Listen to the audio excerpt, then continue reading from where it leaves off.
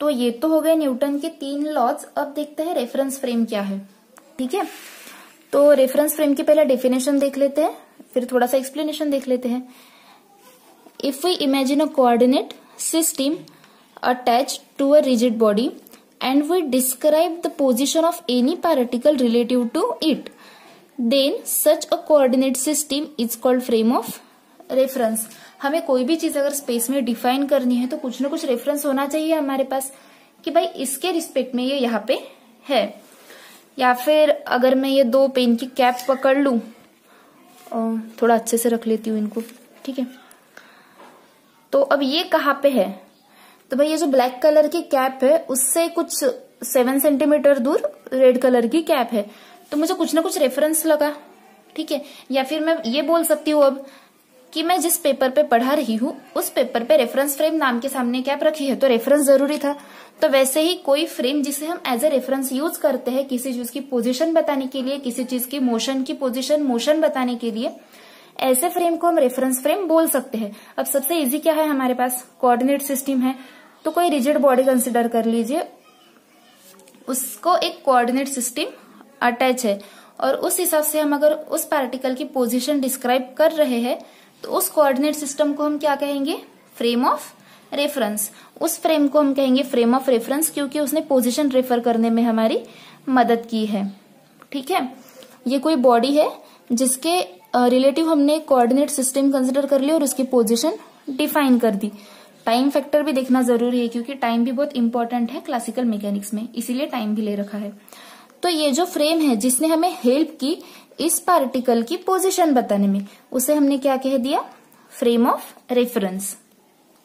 अब भाई ये जो फ्रेम ऑफ रेफरेंस है ये 2 टाइप्स की होती है, एक होती है इनर्शियल फ्रेम ऑफ रेफरेंस और दूसरी होती है non inertial frame of reference. अब इनर्शिया से क्या पता चल रहा है, कहाँ पे सुना आपने इनर्शिया, ये वर्ड आपने ये वर्ड सुना न्यूटन के फर्स्ट लॉ में, जिसे हमने कहा था लॉ ऑफ इनर्शिया। तो कहीं ना कहीं आप रिलेट कर पा रहे हो कि जो फ्रेम इनर्शिया से रिलेट करती है उसे में भी इनर्शियल फ्रेम कहते होंगे। तो ऐसी फ्रेम या फिर ऐसी फ्रेम ऑफ रेफरेंस जिसमें लॉ ऑफ इनर्शिया होल्ड होता है, यानी कि लॉ ऑफ इनर्शिया फॉलो होता है, उसे कहते हैं इनर्शियल फ्रेम ऑफ रेफरेंस। और दूसरी फ्रेम जो है non inertial frame of reference, जिसमें लॉ ऑफ इनर्शिया होल्ड नहीं होता, यानी कि लॉ ऑफ इनर्शिया को वो फ्रेम मानती नहीं है, उसे कहते हैं non inertial frame of reference. और जो इनर्शियल फ्रेम होती है उसे एक्सेलरेशन नहीं होता है, जबकि नॉन इनर्शियल फ्रेम को एक्सेलरेशन होता है। So let me clear it with an example. तो आइए समझते हैं फ्रेम ऑफ रेफरेंस को। भाई ये एक ट्रेन है जिसे मैं T1 बोल देती हूँ, ये दूसरी ट्रेन है जिसे मैं T2 कह देती हूँ। अब ये जो ट्रेन फर्स्ट है या फिर कोई भी गाड़ी समझ लीजिए, ट्रेन तो बस ऐसे ही हर जगह ट्रेन यूज करते हैं तो मेरे भी मुंह से वही निकल गया, ठीक है, तो ट्रेन ही कंसिडर करते हैं अभी। इसमें एक बॉल है, ठीक है। अब ये बॉल की जो फ्रेम ऑफ रेफरेंस है इसे हम कहते हैं S1। Frame of reference in the sense ये बॉल का जो भी फ्रेम होगा रेफरेंस का उसे हम कहेंगे S1, ये हो गया S1। अब जब भी ट्रेन मूव कर रही है तो बॉल उसके साथ मूव कर रहा है, तो अगर सिर्फ इसके मुताबिक देखा जाए तो बॉल की कोई खुद की मोशन नहीं है क्योंकि उस पर फोर्स अप्लाई नहीं हो रहा है। तो जबकि फोर्स अप्लाई नहीं हो रहा है तो हमने ये चीज देखी थी कि force equals to mass into acceleration, ठीक है। अब फोर्स ही नहीं है, F ही 0 है, मास तो कांस्टेंट है, तो फिर A भी क्या हुआ, 0 हुआ। एक्सेलरेशन नहीं है तो ये पार्टिकल कैसा है, स्टेशनरी है, मतलब कि फोर्स अप्लाई नहीं हो रहा है और पार्टिकल स्टेशनरी है। फोर्स 0 है और पार्टिकल कैसा है, स्टेशनरी।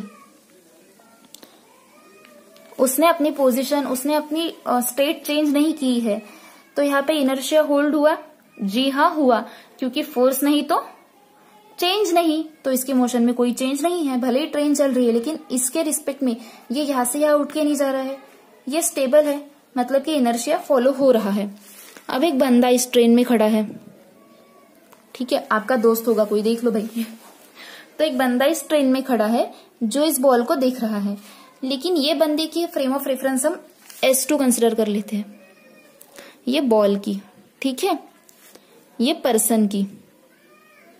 पर्सन कौन सा, T1 में का। तो एक बात तो पक्की हो गई कि S1 कैसे मिली है हमें, इनर्शियल। क्यों इनर्शियल कहा है हमने इसे? क्योंकि इसमें लॉ फॉलो हुआ है, न्यूटन का फर्स्ट लॉ फॉलो हुआ है। अब कंसिडर करते हैं कि ये बंदे की खुद की फ्रेम ऑफ रेफरेंस है, ये उसके फ्रेम से इसे ऑब्जर्व कर रहा है, बट ये भी सेम स्पीड से चल रहा है। तो क्या इस बंदे को बॉल मूव होते हुए दिखेगी? जी नहीं, बिल्कुल नहीं दिखेगी। तो अकॉर्डिंग टू दिस पर्सन ये बॉल कैसी है? स्टेशनरी है। मतलब कि इसे ये पता है कि बॉल पे कोई फोर्स अप्लाई नहीं हो रहा है और बॉल स्टेशनरी है। नो फोर्स, नो मोशन और no change in its motion. तो इस बंदे के हिसाब से, यानी कि S2 के हिसाब से, इस बंदे की फ्रेम कौन सी है? S2। और S2 के हिसाब से कोई चेंज नहीं है, जबकि मोशन नहीं है। तो S2 भी कैसी हुई? इनर्शियल हुई। ठीक है, अब हम दूसरी ट्रेन ले लेते हैं T2। ठीक है, तो T2 में भी एक बंदा खड़ा है, बट अब प्रॉब्लम ये है कि ये जो ट्रेन है ये कुछ ज्यादा तेजी से आगे निकल रही है। जब ये ट्रेन तेजी से आगे निकल रही है तब ये ट्रेन में बैठे हुए लोग ये फील करेंगे कि ये ट्रेन वाले पीछे जा रहे हैं, हालांकि ये पीछे नहीं जा रही है, बट ये बंदा तो यही फील करेगा। तो इसकी जो फ्रेम ऑफ रेफरेंस होंगी हम उसे S3 कंसिडर करेंगे। किसकी? T2 वाले बंदे की। ठीक है, इसकी फ्रेम ऑफ रेफरेंस है S3। अब जब ये बंदा इस बॉल को देखेगा तो ये क्या महसूस करेगा कि बॉल पीछे जा रही है, मतलब बॉल में मोशन हो रही है, बॉल खुद की स्टेट चेंज कर रहा है, और इसे ये भी पता है कि बॉल पे कोई फोर्स अप्लाई नहीं हो रहा है। तो इसके केस में इसका ऑब्जर्वेशन क्या रहा? फोर्स तो भाई 0 है, लेकिन बॉल एक्सेलरेट कर रहा है। एक्सेलरेशन 0 नहीं है, इसका मतलब कि फोर्स ना होने के बावजूद भी बॉल में मोशन हो रही है। अब यहाँ पे फोर्स नहीं और मोशन हो रही है, मतलब इनर्शिया का लॉ होल्ड नहीं हो रहा है। तो इसकी जो फ्रेम ऑफ रेफरेंस है ये कैसे हुई? Non inertial. ये फ्रेम ऑफ रेफरेंस कैसे हुई? Non inertial frame of reference. तो होप कि आपको इनर्शियल फ्रेम ऑफ रेफरेंस और non inertial frame of reference ये बहुत अच्छे से समझ में आ गया होगा। ठीक है, और इन चीजों के मीनिंग भी समझ में आ गए होंगे। आइए फ्रेंड्स, अब देखते हैं कि न्यूटन्स के लॉज की वैलिडिटी क्या है, यानी कि ये लॉज कहाँ पर होल्ड होते हैं और कहाँ पर नहीं होते हैं। तो जो फर्स्ट और सेकेंड लॉ है ये एक्सेलरेटेड फ्रेम्स में और रोटेटिंग फ्रेम्स में वैलिड नहीं होता है। जैसे कि हमने अभी अभी देखा है एक एग्जाम्पल के जरिए कि ये जो हमारी दूसरी फ्रेम है, ये जो दूसरे बंदे की फ्रेम है T2 की, ये एक्सेलरेटेड थी और यहाँ पे इनर्शिया का लॉ तो होल्ड हुआ ही नहीं, इसलिए नॉन इनर्शियल कहा। और सेकेंड लॉ जो है F=ma, ये भी होल्ड हुआ नहीं। तो ये दोनों लॉज होल्ड होते नहीं है, इसीलिए एक्सेलरेटेड और रोटेटिंग फ्रेम्स में फर्स्ट और सेकेंड लॉ इनवैलिड बन जाते हैं। और अब थर्ड लॉ के बारे में क्या है? तो जो न्यूटन का थर्ड लॉ है ये तब करेक्ट नहीं होता जब फोर्स या फिर एक्शन किसी दूर के ऑब्जेक्ट पे हो। अगर पहला ऑब्जेक्ट किसी दूर बैठे ऑब्जेक्ट पे एक्शन करे तो उसकी रिएक्शन आपको नहीं मिलेगी, क्योंकि फोर्स हो या कोई एक्शन हो, ये लाइट से फास्ट ट्रेवल तो कर नहीं सकती है, फोर्स लाइट से फास्टर है नहीं। तो जब आप एक्शन करोगे तो रिएक्शन आने को एक टाइम जाएगा, कुछ ना कुछ टाइम जाएगा। और हमारा लॉ क्या है कि साइमल्टेनियस एक्शन और रिएक्शन होती है, सेम टाइम पे होती है, तो हमें तो टाइम लैप्स नहीं चाहिए। तो ऐसी केस में थर्ड लॉ अप्लाई नहीं होता है। ये थी वैलिडिटी ऑफ न्यूटन्स लॉज। हम अब कुछ क्वेश्चंस सॉल्व कर लेते हैं। ठीक है, तो पहला देखते हैं। A particle is moving with a constant speed along a straight line path, a force is not required to. एक पार्टिकल है जो कांस्टेंट स्पीड से मूव कर रहा है एक स्ट्रेट लाइन में। क्या कहा है? एक पार्टिकल है जो कांस्टेंट स्पीड से स्ट्रेट लाइन में मूव कर रहा है, तो हमें फोर्स नहीं लगेगा। किस चीज के लिए हमें फोर्स नहीं लगेगा? To increase its speed, to decrease momentum, to change direction and keep it moving with uniform velocity. तो किसके लिए हमें फोर्स नहीं लगेगा? हमने फर्स्ट लॉ में देखा है कि अगर हम फोर्स नहीं लगाते हैं तो वो जैसा है वैसा ही सेम डायरेक्शन में मूव होता रहता है। तो स्पीड अगर चेंज हो गई तो उसकी डायरेक्शन भी चेंज होगी, पर हमें फोर्स तो लगाना नहीं है, तो स्पीड चेंज करने का काम ही नहीं है। मोमेंटम अगर चेंज करते तो एक्सेलरेशन चेंज हो जाएगा, सो वो भी नहीं। डायरेक्शन भी चेंज नहीं कर सकते हम बिना फोर्स के, तो हम क्या कर सकते हैं, अगर उसे हमें वैसे ही मूव रखना है जैसे कि वो यूनिफॉर्मली मूव हो रहा है बिना वेलोसिटी चेंज करे, तो हमें फोर्स लगाने की जरूरत नहीं है, या फिर बिना फोर्स के हम बस ये एक ही काम है जो कर सकते हैं। तो हमारा आंसर क्या होगा, ऑप्शन डी। ओके, देन आइए आगे बढ़ते हैं। What is force required to produce an acceleration of 40 metre per second in a cricket ball of mass 0.5 kg। अब गाइस न्यूमेरिकल सॉल्व करते वक्त ये देखिए कि आपको दिया गया क्या है और क्या ढूंढना है।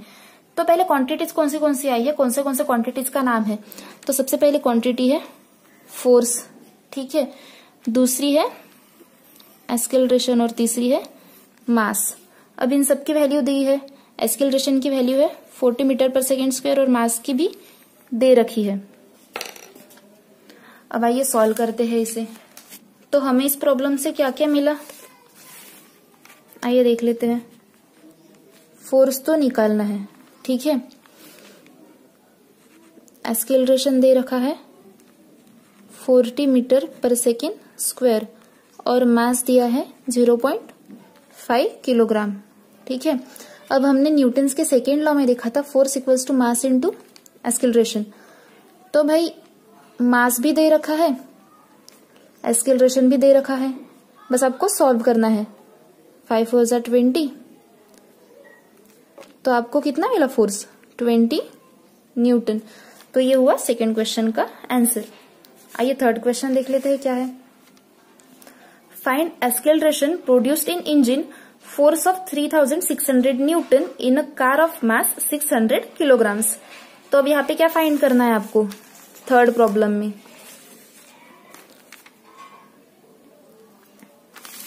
आपको फाइंड करना है एक्सेलरेशन, ठीक है।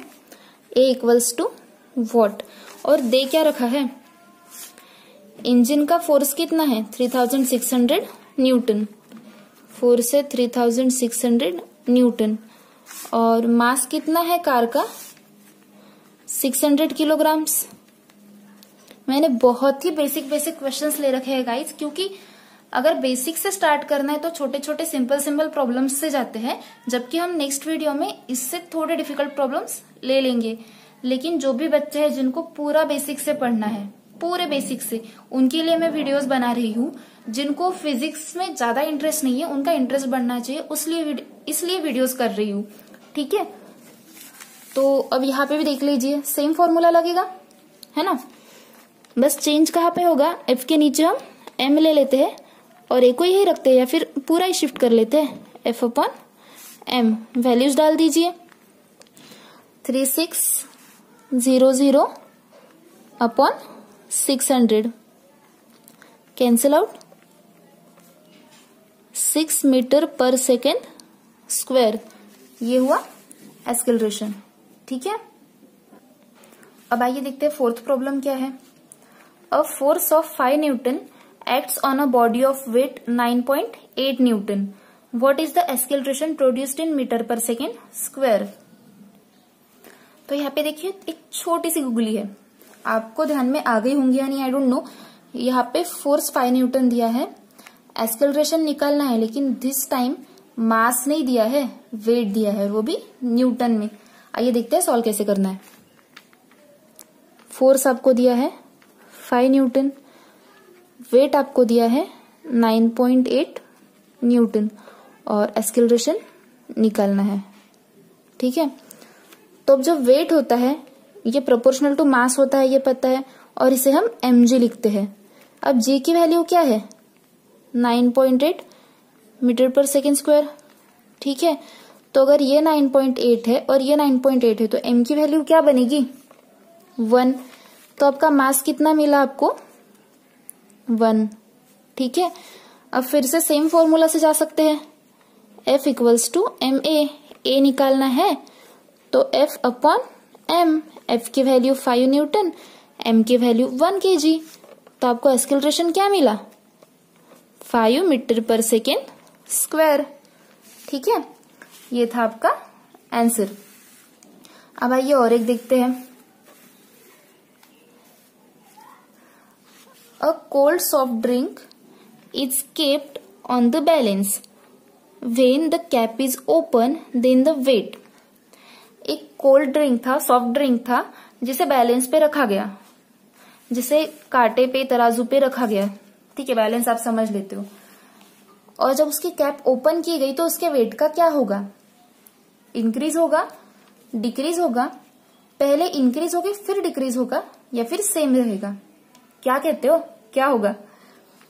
तो देखो आंसर तो आपने सोच लिया ही होगा, बहुत लोगों का करेक्ट भी होगा, क्योंकि बहुत ही सिंपल सा और बहुत ही बेसिक सा क्वेश्चन है ये।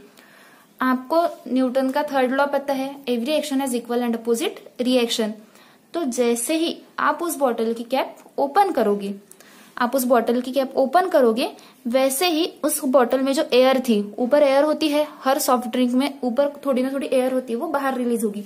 अब वो एयर जब बाहर रिलीज होगी, मैं एक बॉटल ड्रॉ कर लेती हूँ, कंसिडर कर लीजिए बस ये सॉफ्ट ड्रिंक की बॉटल है, और जब इसमें की एयर बाहर रिलीज होगी तो वो कुछ ना कुछ फोर्स नीचे भी डालेगी, क्योंकि धक्का देके वो ऊपर जाएगी, तो जैसे बाहर जाएगी वैसे इधर फोर्स लग रहा है तो ऑपोजिट फोर्स भी लगेगा। तो ऐसी केस में ये सारे जो अंदर भरा है लिक्विड, इसका वेट जो है वो बढ़ेगा। तो डेफिनेटली पहले वेट बढ़ेगा, लेकिन एयर रिलीज होने के बाद वेट बढ़ा हुआ तो नहीं रहेगा। तो इनऑल क्या होगा, पहले वेट बढ़ेगा और फिर घटेगा, यानी first increase and then decrease. ये है करेक्ट ऑप्शन। होप कि आपको समझ में आ गया होगा इन 5 प्रॉब्लम से कि बेसिक प्रॉब्लम्स हम किस तरह से सॉल्व कर सकते हैं। अब जो आगे के प्रॉब्लम्स सॉल्व करने हैं उसके लिए आपको काइनेमेटिकल इक्वेशंस भी लगेंगे, जो मैंने अब तक पढ़ाए नहीं है। तो हम नेक्स्ट वीडियो में उनको कवर करेंगे, थोड़ा सा मोमेंटम को भी जानेंगे और फिर थोड़े डीप प्रॉब्लम्स सॉल्व करेंगे।